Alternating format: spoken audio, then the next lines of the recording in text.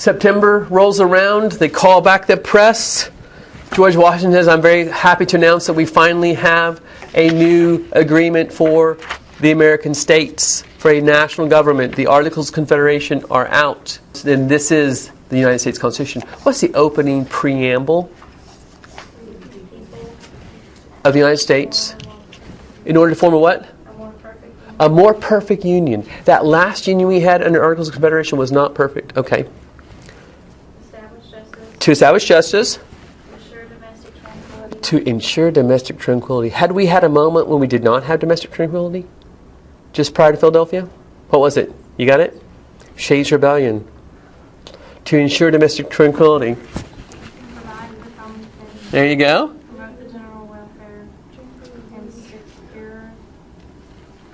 The blessings of liberty. Something like that. Excellent. Good job. That's written by James Madison. But we the people of the United States. This is the coolest thing he does. He does say that ultimately sovereignty for our country is in the people's hands, not in the states' hands. He could have said we the United States. We these different states, and that the state is the entity. But instead he says we the people of the United States. But we live in a really cool country in that we have local government and representative of the people, everything from the county commissioners all the way up to the federal government. All right. Now, we got to get this thing passed. Now, here's the thing. It's got to be ratified by the states. So it gets sent to the states for ratification. And that's your next ID, the Federalist Papers. The Federalist Papers are a series of essays and articles written in defense of the Constitution. I'll repeat that. The Federalist Papers are a collection of essays and articles written in defense of the Constitution. What does that mean? It means New York is going to have the question, do we or do we not ratify this Constitution? So these papers are written by people who say, yes, the Constitution is a great idea. Now, the principal writers of these are Alexander Hamilton, go figure. James Madison, go figure. And then another political thinker, John Jay. They're all saying, this is a great thing. By the way, the people of the states are going, well, how's this going to work in theory? How can you imagine an agreement? But they're trying to figure out, how is this all going to work out? So I'm going to show you one. There's 100 and something of these things. But the 68th Federalist Paper says nothing was more to be desired than that every practical obstacle should be opposed to cabal, intrigue, and corruption.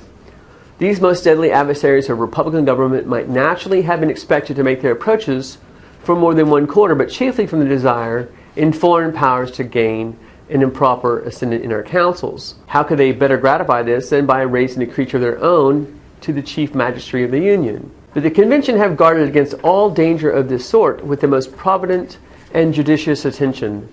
They have not made the appointment of the president to depend on any pre-existing bodies of men who might be tampered with beforehand to prostitute their votes, but they have referred it in the first instance to the immediate act of the people of America, to be exerted in the choice of persons for the temporary and sole purpose of making the appointment. This is explaining the Electoral College. So this is all, we've got to explain to the American people why this is going to work. All right, that's what these are. And by the way, why would you have to defend it? That means somebody must be attacking it, right? And there are people in the different states that are attacking it. They're called anti-federalists. It's a little surprising, but Sam Adams, he says, I don't like this thing. This is dangerous. I don't like this idea of a national government. You know what they're mostly worried about is this capital class controlling it. Patrick Henry from Virginia, he doesn't like it either. Thomas Jefferson doesn't like it either. And they're saying, it's too much. And it's about property class controlling everything. Because they got some populism going on there. But these guys are saying, no, it is for the best of us. We've got to have this. All right.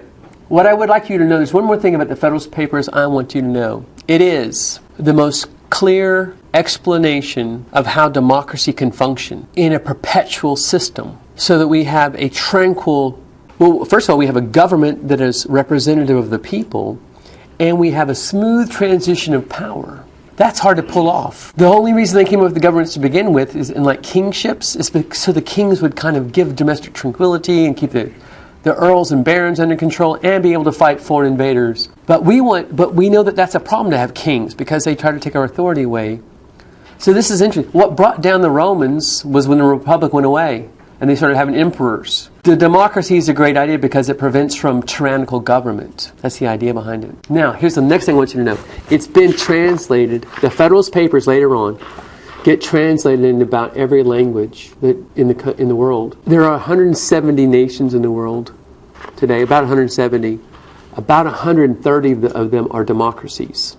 In 1787, when we signed this thing, we're the only democracy doing this. We're the only country doing this.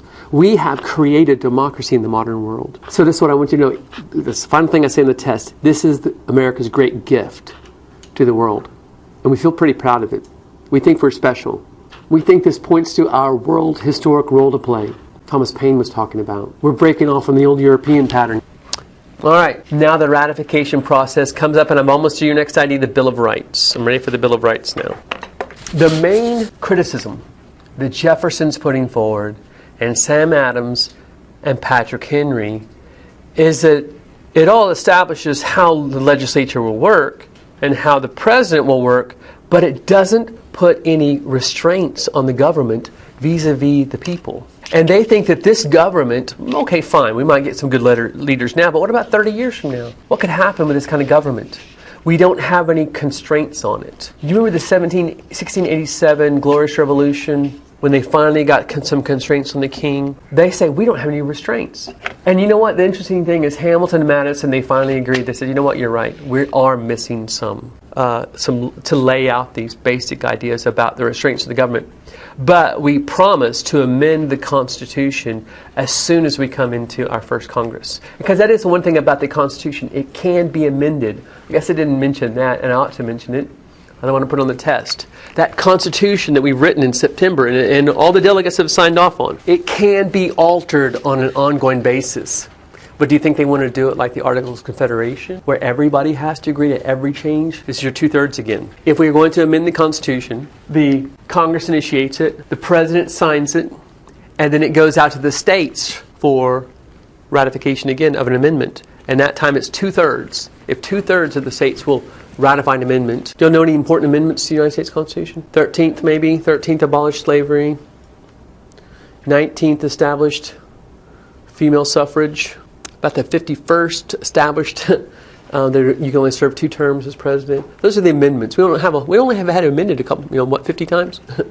All right, the Bill of Rights. North Carolina, Virginia, and New York are holdouts in the ratification. Here's your Bill of Rights. 3 big states are saying we can't ratify this Constitution without the enumeration of the restraints of the government on the people. They want enumerations of what the constraints on the government are vis-a-vis the people. And that also means Congress. What kind of laws Congress can pass. Then how the governments, if it says you've broken a law, how we can make sure they don't abuse their power. Okay, so, but based on the promise of a Bill of Rights, that's your Bill of Rights, based on the promise of these, Virginia and New York go ahead and ratify the Constitution and go on faith, right, that these things will get worked out.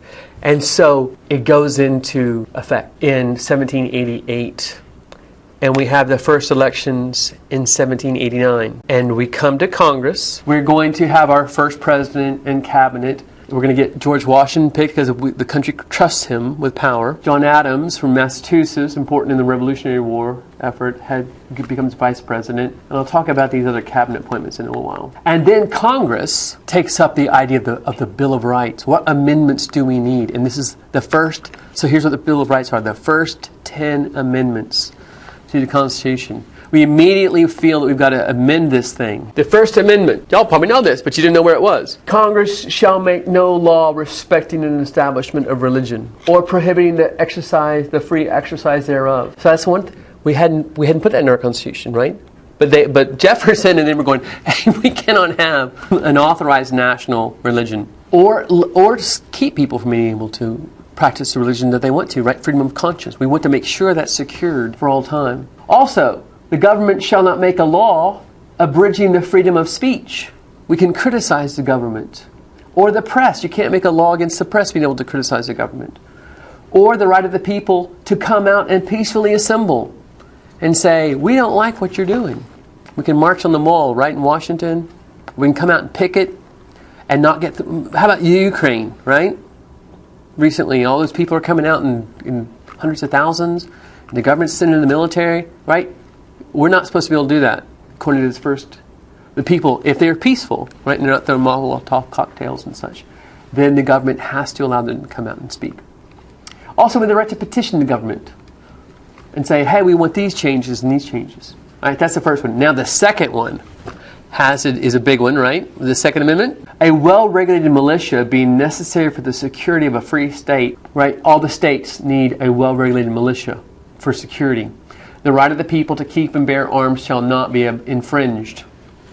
What that means initially is we might have to call up militia. We need people to come in. Do we have militias today, so to speak? I mean, a state, what do we call that now? Don't know what it's called, where the state said the governor needs some military people, but they can't be federal troops, can they? Y'all know about this? Anybody in the State Guard? You heard of the State Guard? Right? The National Guard, the State Guard. Do you bring your own guns from home now? You don't, do you? What do? You swing by the arsenal, right, and they hand out the M16s and maybe you need a half track or something. But back then it was you just call up the people, right? And so they would have to have their own guns to bring. So it appears that we passed this thing in order for security, which might not now exist since we have a National Guard. However, Americans have fought their way across this country and lived on the frontier and got used to fighting and providing their own security, right? Because you really can't call the State Guard when you're fighting out on the prairies, right? So we came up with the tradition of having our own guns. And we've maintained that, and that's a big one, right? So that's another amendment that we kind of debate now and then. Let's go to this one, the fourth one. I like this, the Fourth Amendment. I ought to put these amendments in there.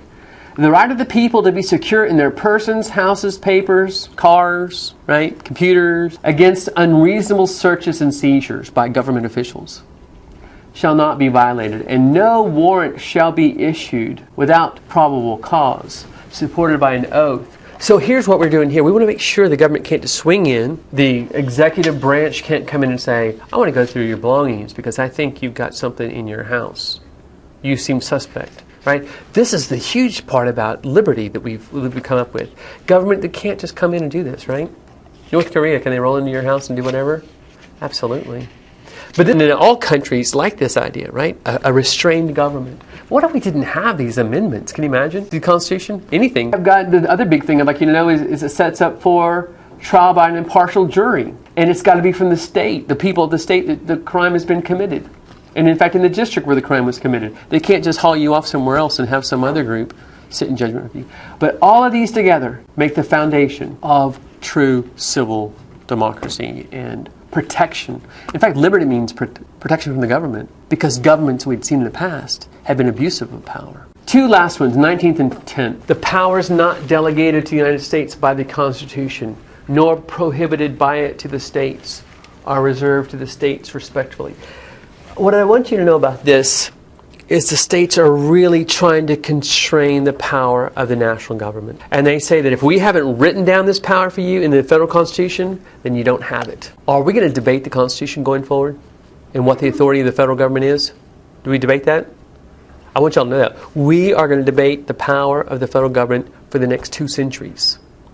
And the authority of that federal government is going to grow, right? But we're going to create it. And there'll be a number of Americans at different points in time that want to grow the authority and role of the federal government. But it takes a long time. And from the beginning, we're going to have people that are against it.